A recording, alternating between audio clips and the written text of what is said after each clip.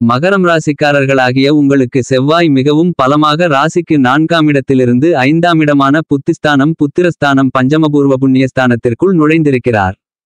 நீண்ட நாட்களாக நீங்கள் எதிர்பார்த்த நல்ல காலம் 2024 ஜூலை மாதம் 13ஆம் தேதியிலிருந்து ஆகஸ்ட் மாதம் 26ஆம் தேதி வரை நிறைந்து ஏற்படுவதற்கான யோகங்கள் உருவாகிறது. ஏனெனில் செவ்வாய் 5ஆம் இடத்தில் சுபகிரகமான குருவுடன் சேர்க்கை பெறுவதால் இந்த தருணத்தில் விபரீத ராஜயோகமும் குருமங்கள யோகமும் ஏற்படுகிறது. இதன் காரணமாக உங்களுக்கு நல்லபல அதிர்ஷ்ட வளர்ச்சிகளும் முன்னேற்றங்களும் யோகங்களும் நிறைந்து கிடைக்கிறது. இந்த காலகட்டத்தில் மகரம் ராசிக்காரர்களாகிய உங்களுக்கு பெருங்கொண்ட மகிழ்ச்சி ஏற்படக்கூடிய வகையில் பல்வேறு விதங்களான இனிதான சுப செய்திகள் நல்ல செய்திகள் அடுத்தடுத்து கிடைப்பதற்கான வாய்ப்புகளும் யோகங்களும் நிறைந்த ஒரு காலகட்டமாக கண்டிப்பாக இந்த செவ்வாய் பெயர்ச்சி காலகட்டம் அமைகிறது என்பதை துல்லியமாக செவ்வாய் தெளிவுபடுத்துகிறார். உங்களுடைய ராசியின் அதிபதியாக இருக்கக்கூடிய சனி பகவானை செவ்வாய் சமகிரகமாக கருதுகிறார். எனவே செவ்வாய் உங்களுடைய ராசிக்கு சகாயமானவராக இருக்கிறார் என்பது மட்டுமில்லாமல் ராசியின் உச்ச அதிபதியாக செவ்வாய் இருக்கிறார். இப்படிப்பட்ட செவ்வாய் உங்களுடைய ராசிக்கு 5ஆம் இடமான பஞ்சமபூர்வ புண்ணியஸ்தானத்திற்குள் நுழைந்தும் குருவுடன் சேர்க்கை பெற்று சஞ்சரிப்பதும் மகரம் ராசிக்காரர்களாகிய உங்களுக்கு கண்டிப்பாக மிகப்பெரிய அளவில் வரவேற்கத்தக்க மிகச்சிறந்த அதிர்ஷ்டமான யோகமான அமைப்பாக கருதப்படுகிறது. எனவே இந்த காலகட்டத்தில் செவ்வாய் பல்வேறு வகையான நன்மைகள் நிறைந்த விஷயங்களை உங்களுக்கு இனிதாக ஏற்படுத்தி கொடுக்கிறார். மகரம் ராசிக்காரர்களாகிய உங்களை பொறுத்தமட்டில் ராசிக்கு 4 மற்றும் 11ஆம் இடத்தின் அதிபதியாக செவ்வாய் இருக்கின்றார். சுகாதிபதியாகவும் லாபாதிபதியாகவும் இருக்கின்ற செவ்வாய் ராசியின் உச்ச அதிபதியாகவும் இருக்கிறார். இது உங்களுக்கு கூடுதல் சிறப்பான ஒன்றாக கருதப்படுகிறது. செவ்வாய் உத்வேககாரகன் மங்களகாரகன் நவக்கிரகங்களுக்கெல்லாம் சேனாதிபதி தளபதி தொழில்காரகன் என பல்வேறு விஷயங்களில் தன்னுடைய ஆதிக்கத்தை செலுத்துகிறார். பல்வேறு வகையான சுப நிகழ்வுகள் கைகூட வேண்டுமென்றால் கண்டிப்பாக ராசியின் அதிபதியாக இருக்கக்கூடிய சனியின் பங்களிப்பு இருந்தாலும் இல்லாவிட்டாலும் கூட செவ்வாயின் பங்களிப்பு இருந்தே ஆகவேண்டுமென்பதுதான் கட்டாயமான ஒன்றாக ஜோதிட சாஸ்திர கருத்தாகும். இந்த தருணத்தில் செவ்வாய் மிக பலமாக 5ஆம் இடத்தில் சஞ்சரித்துக் கொண்டிருப்பது கண்டிப்பாக நல்லபல அதிர்ஷ்டங்களையும் யோகங்களையும் வாரி வழங்கக்கூடிய மிகச்சிறந்த அமைப்பாக கருதப்படுகிறது. நீண்ட காலங்களாக நீங்கள் எதிர்பார்த்து காத்து கொண்டிருந்த நல்ல பொன்னான காலகட்டம் கண்டிப்பாக மகரம் ராசிக்காரர்களாகிய உங்களுக்கு இந்த காலகட்டத்தில் கிடைத்துள்ளது என்பதை செவ்வாய் துல்லியமாக தெளிவுபடுத்துகிறார். செவ்வாய் ஜென்மத்திலோ அஷ்டமத்திலோ சஞ்சரித்துக் கொண்டிருக்கும் போது அவ்வளவு நன்மைகள் நிறைந்த விஷயங்களை ஏற்படுத்தி கொடுக்காது. மற்ற இடங்களில் குறிப்பாக 3, 6, 11 போன்ற இடங்களில் சஞ்சரிக்கும் போது அபரிவிதமான வளர்ச்சிகளையும் முன்னேற்றங்களையும் ஏற்படுத்தி கொடுப்பார். மற்ற இடங்களில் நடுநிலையான பலன்களை கொடுப்பார். அதிலும் பூர்வ புண்ணியஸ்தானத்தில் மற்றும் கர்மஸ்தானத்தில் சற்று கூடுதலான நன்மைகளை நிறைந்து கொடுப்பார் என்பது மட்டுமில்லாமல் செவ்வாய் தனித்து சஞ்சரிப்பதை விட மற்ற கிரகங்களுடன் சேர்க்கை பெற்று சஞ்சரிக்கும்போது மாறுபட்ட பலன்களை அதீதமாக வாரி வழங்குவார். குறிப்பாக செவ்வாயின் நட்பு கிரகமாக இருக்கக்கூடிய குருபகவானுடன் சேர்க்கை பெற்று குருமங்கலயோகத்தை மற்றும் விபரீத ராஜயோகத்தை அள்ளி கொடுக்கக்கூடிய இந்த நேரத்தில் பல்வேறு விதங்களான சிரமங்கள் சிக்கல்கள் அனைத்தும் உடைத்தெறியப்பட்டு மிகப்பெரிய அளவிலான முன்னேற்றங்களும் வளர்ச்சிகளும் நிறைந்து கிடைப்பதற்கான யோகங்கள் பஞ்சமபூர்வ புண்ணியஸ்தானத்திற்குள் நுழைந்து இருக்கக்கூடிய ராசியின் உச்ச அதிபதியான செவ்வாயின் சஞ்சார நிலை காரணமாக உண்டு. பூர்வீக சொத்துக்கள் ரீதியான சிக்கல்கள் கோர்ட்டு கேசு வம்பு போன்ற நீதிமன்ற வழக்குகள் நீண்ட காலங்களாக நீடித்துக் கொண்டிருக்கக்கூடிய குடும்பம் சார்ந்த பிரச்சனைகள் என்பது மட்டுமில்லாமல் ஏன் எதற்கு என்று எந்தவிதமான காரணமும் தெரியாமல் மனதை கஷ்டப்படுத்திக் கொண்டிருந்த பல்வேறு விதங்களான குழப்பமான மனநிலைகள் பல்வேறு வகையான சிரமங்கள் போன்ற அனைத்தையும் விலக்கி வளர்ச்சிகளையும் முன்னேற்றங்களையும் நிறைந்து கொடுக்கிறார் செவ்வாய். இது மிகப்பெரிய அளவில் இந்த காலகட்டத்தில் மகரம் ராசிக்காரர்களாகிய உங்களுக்கு கிடைத்துள்ளது என்பதுதான் யதார்த்தமாகும். மேலும் குரு பார்க்கின் கோடி நன்மைகள் என்று சொல்லக்கூடிய விதத்தில் செவ்வாயின் பார்வைகளும் மிகவும் அதீதமான மாறுதல்களையும் முன்னேற்றங்களையும் கொடுக்கக்கூடிய சக்தி வாய்ந்த ஒன்றாக கருதப்படுகிறது. ஏனெனில் நவகிரகங்களிலேயே குரு சனிக்கு அடுத்தபடியாக சிறப்பு பார்வைகள் உண்டு என்றால் அது கண்டிப்பாக செவ்வாய்க்கு மட்டும்தான் என்று கூற முடியும். மற்ற கிரகநிலைகளுக்கு சப்தம பார்வை மட்டுமே உண்டு. ஆனால் செவ்வாய் 3 இடங்களை மிகவும் பலமாக பார்வையிடுகிறார். அதிலும் மகரம் ராசிக்காரர்களுக்கு ராசிக்கு 8ஆம் இடமான அஷ்டமஸ்தானம் 11ஆம் இடமான லாபஸ்தானம் 12ஆம் இடமான விரயஸ்தானத்தை தன்னுடைய சுப பார்வைகளால் செவ்வாய் பலப்படுத்துகிறார். எனவே இந்த காலகட்டத்தில் பல்வேறு விதங்களான தடைகள் தாமதங்கள் உடைத்தெறியப்படுவதற்கான வாய்ப்புகள் கண்டிப்பாக உருவாகியுள்ளது. செவ்வாய் தன்னுடைய 4ஆம் பார்வையால் உங்களுடைய ராசிக்கு 8ஆம் இடமான அஷ்டமஸ்தானத்தை பார்வையிடுகிறார். சுகஸ்தான பார்வையாக அஷ்டமஸ்தானத்தை பார்ப்பதால் சுபநிகழ்வுகளில் இருந்து வந்து கொண்டிருக்கின்ற அஷ்டம பாதிப்புகள் கண்டிப்பாக நீங்குகிறது. நீங்கள் எதிர்பார்த்து கொண்டிருக்கக்கூடிய சுபநிகழ்வுகள் இந்த காலகட்டத்தில் சிறப்பாக நடந்தேறுவதற்கான வாய்ப்புகளும் யோகங்களும் மிகவும் பலமாக கிடைக்கக்கூடிய மிகச்சிறந்த காலகட்டமாக இந்த செவ்வாய் பெயர்ச்சி காலகட்டம் அமைகிறது என்பதை துல்லியமாக செவ்வாய் தெளிவுபடுத்துகிறார். எனவே பல்வேறு விதங்களான சுபநிகழ்வுகளில் இருந்து வந்த மந்தமான சூழ்நிலைகள் இந்த காலகட்டத்தில் நீங்கும்.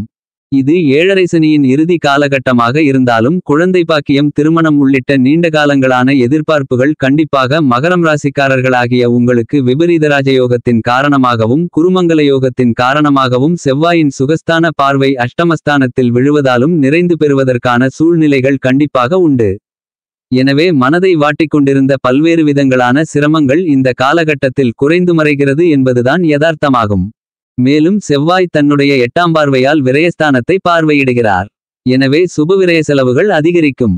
புதிதாக வீடு, வீட்டுமனை, நிலம், வண்டி வாகனங்கள் வாங்கி சேமித்துக் கொள்வதற்கான யோகங்களும் வீட்டிற்கு தேவையான விலை உயர்ந்த மற்றும் அத்தியாவசியமான பொருள்களை வாங்கி மகிழ்வதற்கான யோகங்களும் கண்டிப்பாக உண்டு. விரய செலவுகளை முதலீடுகளாக மாற்றிக்கொள்வதற்கான யோகங்கள் நிறைந்து கிடைக்கிறது. மேலும் செவ்வாய் குருவுடன் சேர்க்கை பெற்று சப்தம பார்வையை ராசிக்கு 11ஆம் இடமான லாபஸ்தானத்தில் செலுத்துகிறார். குரு மற்றும் செவ்வாய் இணைந்து லாபஸ்தானத்தை பார்க்கின்றனர். இந்த குருவும் செவ்வாயும் லாபஸ்தானமாகிய 11ஆம் இடத்தை பலப்படுத்துவதால் மிகப்பெரிய அளவிலான வளர்ச்சிகள், முன்னேற்றங்கள் உண்டு. மேலும் இந்த காலகட்டத்தில் நீங்கள் எந்த காரியத்தை கையில் எடுத்தாலும் அவற்றில் பிரம்மாண்டமான அதிரடியான காரிய வெற்றிகளையும் வளர்ச்சிகளையும் நிறைந்து பெறுவதற்கான யோகங்கள் உண்டு. பல்வேறு விதமான தடைகள், தாமதங்கள் அனைத்தும் உடைத்தெறியப்பட்டு பிரகாசமான முன்னேற்ற யோகங்களை இனிதாக நிறைந்து பெறக்கூடிய காலகட்டமாக கண்டிப்பாக அமைகிறது என்பதை துல்லியமாக செவ்வாய் மற்றும் குருவின் சப்தம பார்வை எடுத்துக்காட்டுகிறது. வியாபாரத்துறை, தொழில்துறை, அரசியல் துறை, கலைத்துறை, மேலும் குடும்ப ரீதியான பணிகளில் பொருளாதார ரீதியான முன்னேற்றங்கள் என அனைத்திலும் லாபங்கள் அதிக அளவில் கிடைப்பதற்கான சூழ்நிலைகள் மிகவும் பலமாக கிடைக்கக்கூடிய அருமையான காலகட்டமாக கருதப்படுகிறது.